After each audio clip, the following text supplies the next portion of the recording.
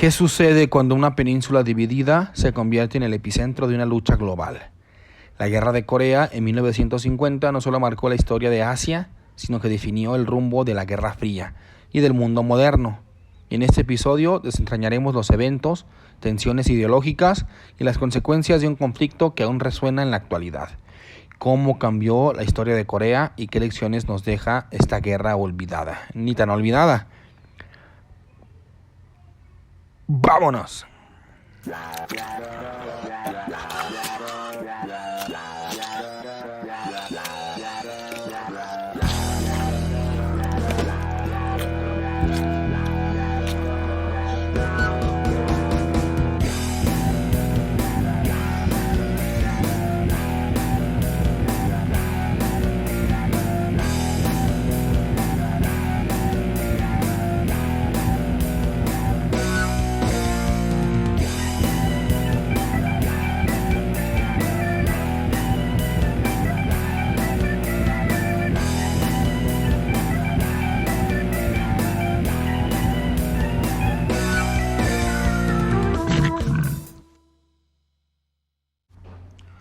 ¿Qué sabemos de la Guerra de Corea? Sabemos que fue la primera guerra inmediatamente después de la Segunda Guerra Mundial. 5 años habían pasado cuando estábamos en guerra otra vez. ¿Por qué sucedió? Porque los gringos y la URSS eran aliados porque el enemigo de mi enemigo es mi amigo, pero no se querían tanto como para seguir siendo amigos después de la Segunda Guerra. Empezaron a pelearse por quién tenía más influencia en el mundo y por qué modelo económico era el que iba a dominar, el capitalista o el socialista. Así es donde empieza la Guerra de Corea. La Guerra Fría fue la forma de que Estados Unidos y Rusia se midieran la tula sin necesidad de pelearse. Y hubo muchas guerras en ese tiempo, de aquí a 1990, que cae el muro de Berlín y se deshace la Unión Soviética. Entre ellos conflictos, la Guerra de Corea, la Guerra de Vietnam, y muchos otros conflictos más que dividieron al mundo en dos bandos. La Guerra de Corea tiene un antecedente principal, sobre todo eso, lo que les dije de la Guerra Fría, pero también el sudeste asiático, toda la franja, si ven un mapa, China está en el centro de Asia, pero no tiene salidas al mar. Hay una franja de tierra con varios países alrededor de China, que son los que dan salida al mar. Esos mismos son Corea, que es la península que está pegado a Rusia, juntito a Japón, más abajito está Vietnam y demás. China, sabemos que también tenía sus propios conflictos ideológicos con el ascenso de Mao Zedong a la China comunista. Y eso pues luego preocupaba a los gringos, pero no tanto preocupó a los gringos. Pero lo que se provocaba era esto. Todas esas partes del sudeste asiático, Camboya, Vietnam, Corea, eran territorios por los franceses. Eran territorios franceses. A la hora de que cae la Segunda Guerra Mundial y que Japón tomó esos territorios, a la hora que cae la Segunda Guerra Mundial, esos territorios se declaran libres y autónomos. Ya no se dirían colonias francesas. Y a la hora de ser libres y autónomos, por supuesto, cuando dejas a un país nuevo para tomar sus propias riendas de su país, habrá conflictos ideológicos. Habrá gente de ese país que quiera jalar para un lado y gente de otro país que quiera jalar para el otro. Ahí es donde hubo la división del paralelo, ¿dónde está el paralelo 38? Se hubo la división de Corea del Norte y Corea del Sur. Corea del Norte, aún famosa por ser de orientación comunista, y Corea del Sur de orientación capitalista. Corea del Norte tiene a Kim Jong-un y tiene militarismo y tiene a Luisito Comunica arrestado, y Corea del Sur tiene al señor de Gangnam Style y a los doramas y a los K-pops. Pero de nuevo, Corea del Sur, como vimos en el capítulo anterior de este especial de Japón después de la Segunda Guerra Mundial, Corea del Sur, ¿qué creen que es? Una colonia gringa, ¿sí? Una colonia gringa, un estado que se maneja bajo los intereses y la influencia gringa. Todo con el fin de poder, pues sí, les invitan a ser industriales, a ser, capitalistas y a vender, y es porque conocemos a Samsung, que es una empresa famosamente coreana. Pero vamos a ver qué pasó con esta guerra y qué onda. Pero lo que hay que saber es, se dividieron por ser un país joven, recién independiente de Francia, y uno la parte comunista era apoyada por la URSS y la parte del sur apoyada por Estados Unidos. Ya vimos que la parte del sur era apoyada también por Japón, ayudada por Estados Unidos. Eso es la guerra de Corea. Básicamente, ¿quién tiene la razón? Tú o yo, tú o yo. Y querían quedarse con toda la península, que la Corea del Sur dominara la parte norteña, o la norteña gobernara la parte sureña.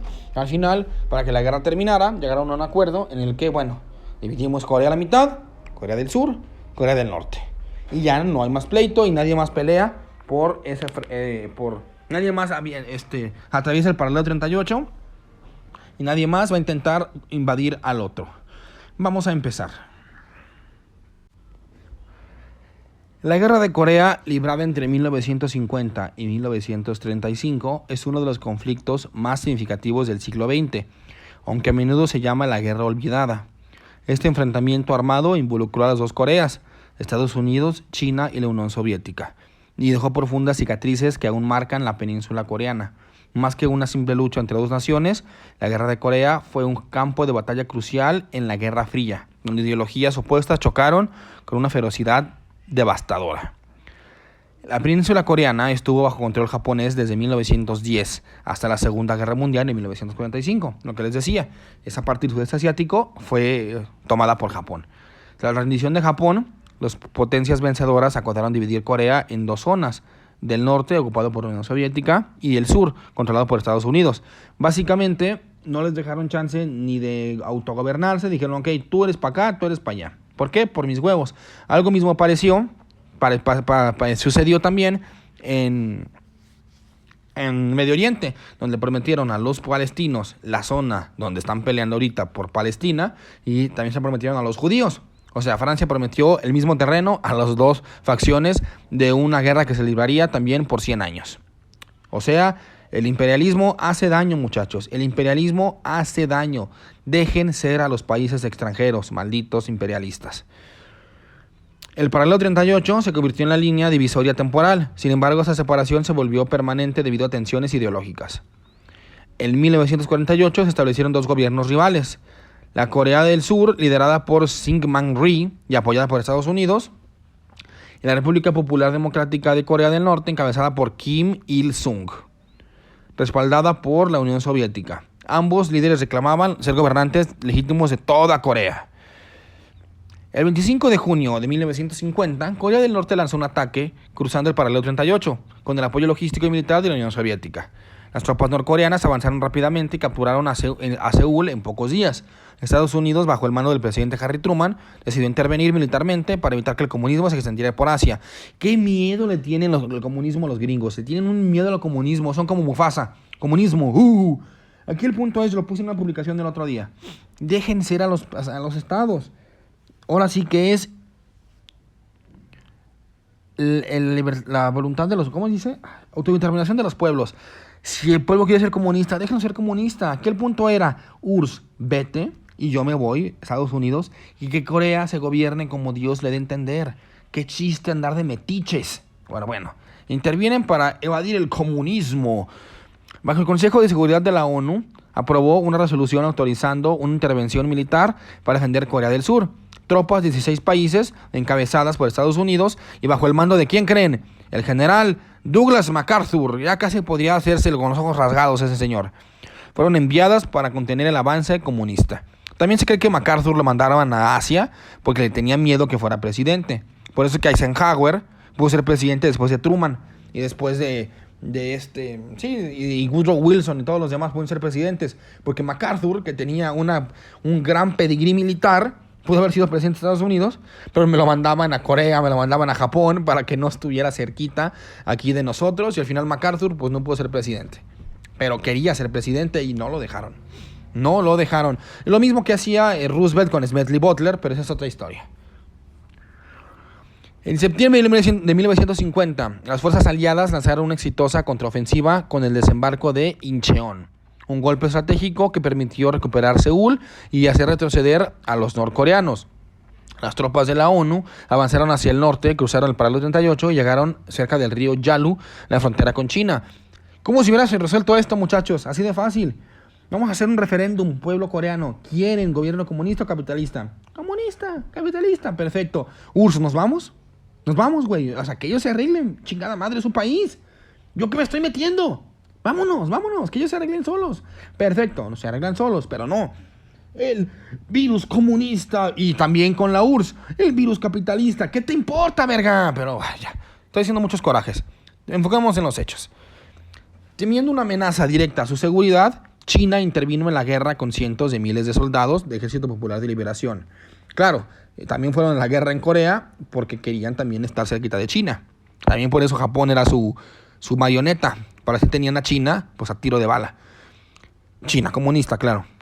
El conflicto se intensificó y se convirtió en una guerra de desgaste con feroces batallas, incluyendo la sangrienta lucha en el desembalse de Chosin. A medida que la guerra se prolongaba, ambos bandos se encontraban en un sangriento punto muerto, cerca del paralelo 38. Las negociaciones de paz comenzaron en junio de 1951, pero los desacuerdos sobre el intercambio de prisioneros y las fronteras retrasaron los acuerdos. Mientras tanto, las condiciones en el frente eran infernales, con inviernos brutales y combates constantes. La guerra aérea también jugó un papel crucial, con bombardeos masivos sobre Corea del Norte que destruyeron una gran parte de su infraestructura. Finalmente, el 27 de julio del 53 se firmó un armisticio. Un armisticio es como la paz en Panjum, poniendo fin a los combates. La península permaneció dividida por una zona desmilitarizada, la de MZ, una zona como quien dice libre, y quien meta mano en esa zona declara la guerra al otro Corea, que se extiende aproximadamente a lo largo del paralelo 38.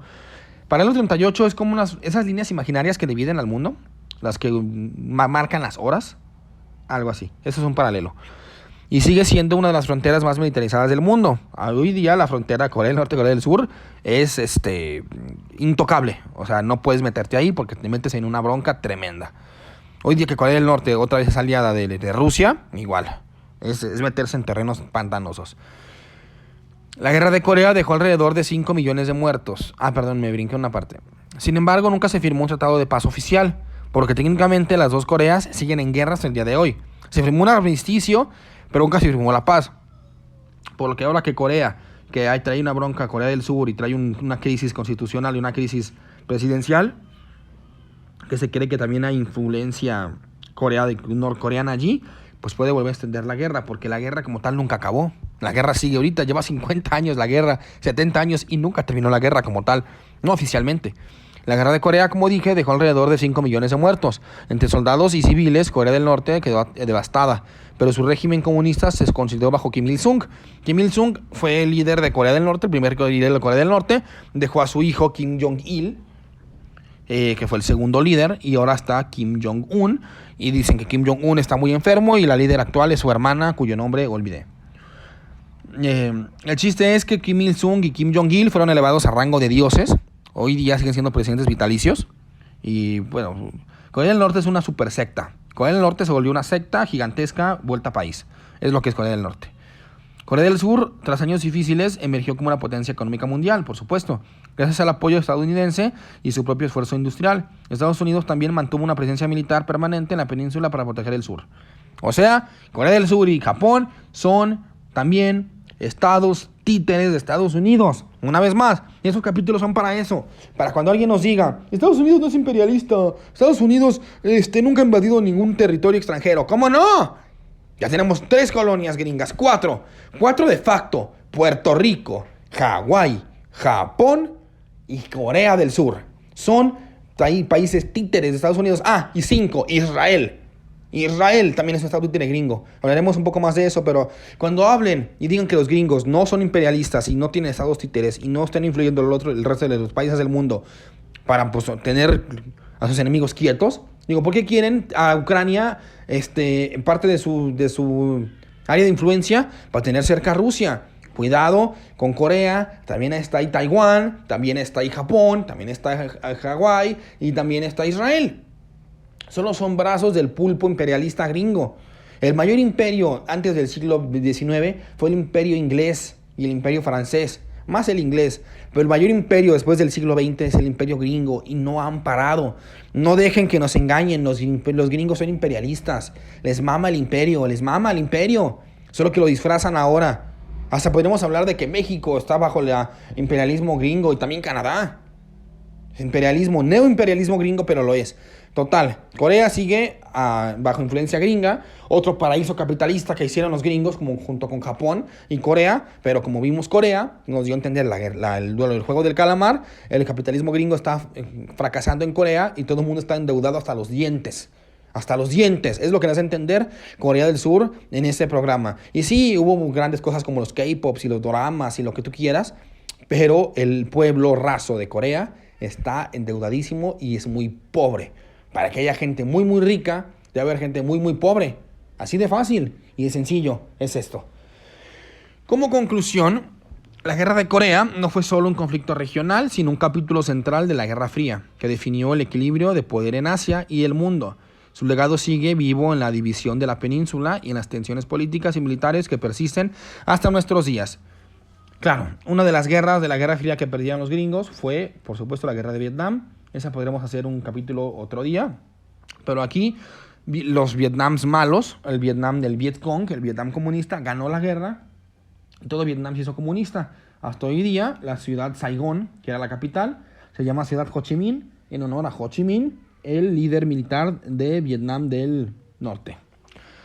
Pues hasta aquí estamos en este video. Ahora sabemos un poco más de historia, la historia de la guerra de Corea. Y no dejemos que no nos engañen. Los gringos son imperialistas. Son imperialistas.